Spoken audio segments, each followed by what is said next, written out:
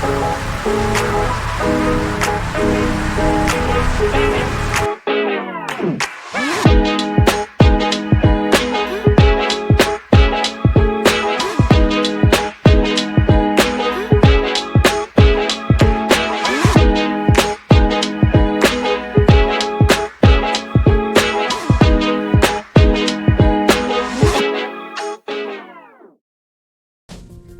to Cricketer News.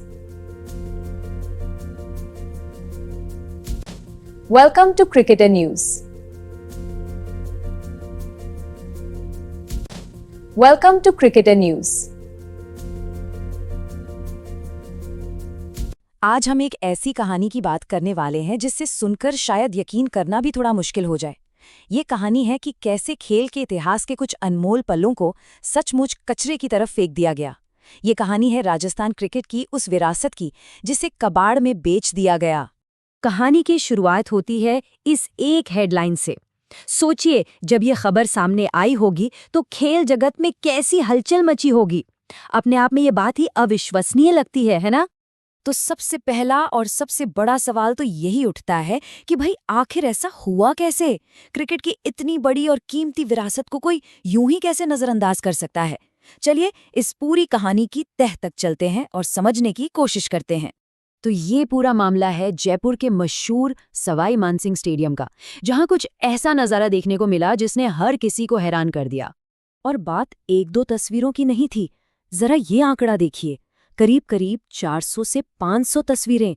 ये कोई छोटी मोटी संख्या नहीं है, ये तो एक पूरा का पूरा कलेक्शन था जिसमें देश और दुनिया के बड़े बड़े क्रिकेट स्टार्स की उपलब्धियां और उनकी यादें कैद थीं। और इन यादों की इस शानदार इतिहास की मंजिल क्या थी? कोई म्यूजियम, कोई स्पोर्ट्स गैलरी नहीं।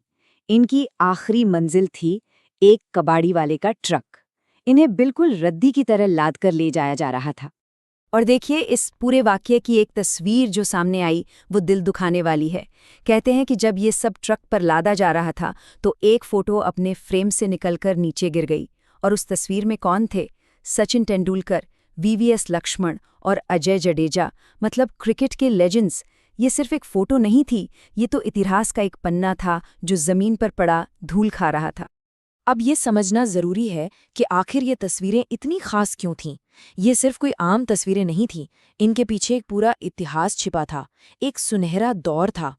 असल में ये तस्वीरें उस समय लगाई गई थीं जब ललित मोदी के नेतृत्व में राजस्थान क्रिकेट एसोसिएशन यानी आरसीए एक बड़े बदलाव के दौर से गुजर रहा था। और ये सिर्फ सजावट का सामान नहीं थी, इन्हें स्टेडियम के हर कोने में लगाया गया था, नॉर्थ और साउथ ब्लॉक की गैलरी से लेकर सीढ़ियों तक। मतलब स्टेडियम में घुसते ही आपको क्रिकेट का पूरा इतिहास दिखता था।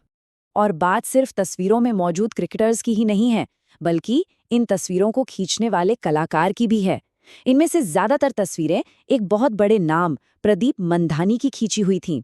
वो एक स्टार फोटोग्राफर थे जिनके काम की डिमांड आप समझिए दुनिया भर के क्रिकेटर्स के बीच थी। तो ये तस्वीरें कला के लिहाज से भी बहुत कीमती थीं।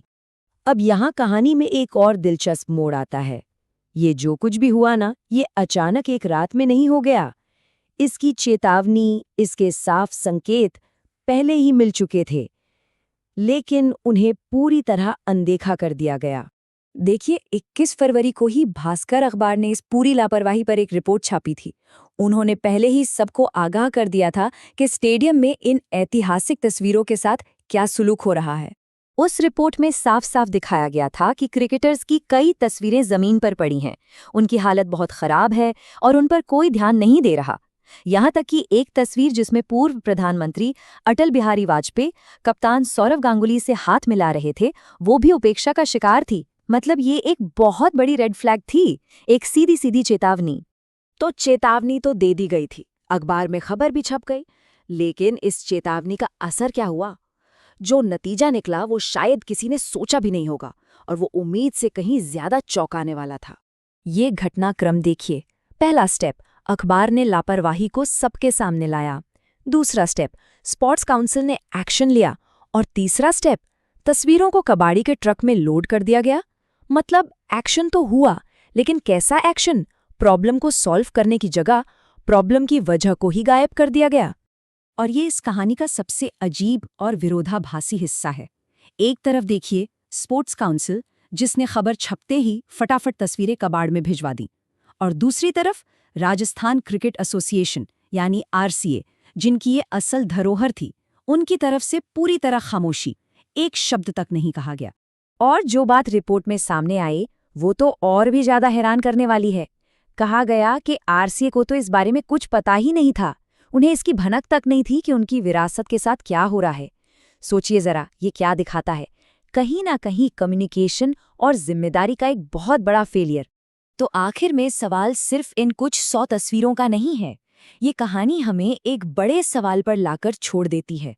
जब हम अपनी विरासत को, अपने इतिहास को इस तरह कबाड़ में फेंक देते हैं, तो हम असल में क्या खोते हैं? सिर्फ कुछ फ्रेम की हुई तस्वीरें, या फिर अपनी यादों का, अपनी पहचान का एक बहुत जरूरी हिस्सा? ये एक ऐसा सवाल है जिसका जवाब हम सबको मिलकर सोचना चाहिए।